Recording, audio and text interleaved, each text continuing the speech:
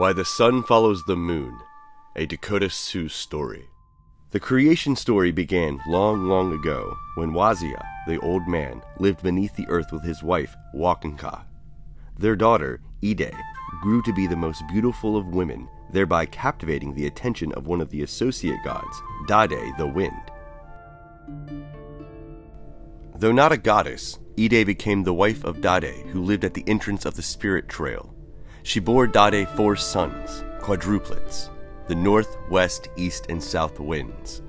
The first son became cruel and hard to get along with, so Dade took his position as first son and gave it to his boisterous second son, West Wind. Thus, the order of the winds became west, north, east, and south.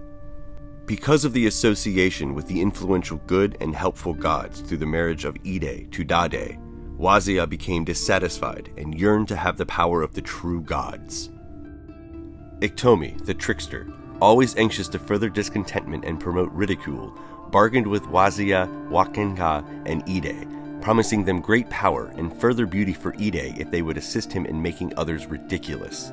He even promised Ide that her enhanced beauty would rival that of the goddess Hanwi, the moon, who was pledged wife of the great sun god Wi. So Wazia, Wakanka, and Ide agreed to Iktomi's bargain. Possessed by the charm given to her by Iktomi, Ide became more and more conscious of her beauty and less devoted to the welfare of her 4 sons, the 4 winds. At this time, Sun saw Ide, and struck by her incredible beauty, invited Ide to sit beside him at the Feast of the Gods. When the time for the feast arrived, Ide came early. Finding the place next to the sun vacant, she took it. Sun was pleased.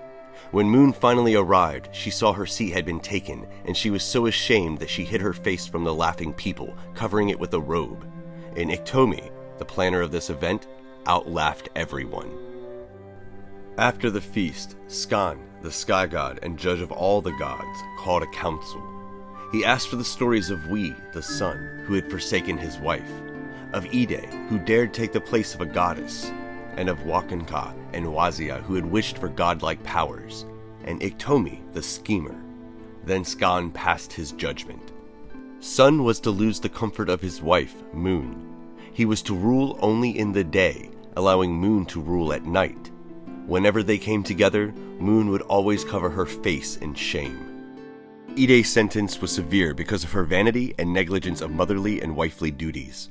She would give premature birth to her next son, who would be unlike all of her other children, and her children would not live with her but with their father, Dade. She was, furthermore, instructed to return to the world and live without friends. Still more, she would remain the most beautiful of women, but only half of her would be so. The other half would be so horribly ugly that people would be terrified at the sight of her. Henceforth, she would be called Anong Ide, the double-faced woman. Wakanka and Wazia were banished to the edge of the world until they could learn to do good for young children and old people. They too were renamed for their misconduct, becoming known as the Witch and the Old Man, or Wizard. Iktomi was also banished to the edge of the world where he was to remain forever friendless.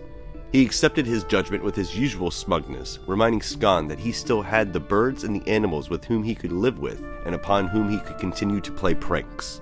Dade, who was also judged for marrying Ide, was instructed to raise his children properly. Thus he lived along with his 4 sons, the winds, and his 5th son, little Yumni, the whirlwind, in their home beyond the pines in the land of the ghosts. Each day his sons travel over the world according to his instructions.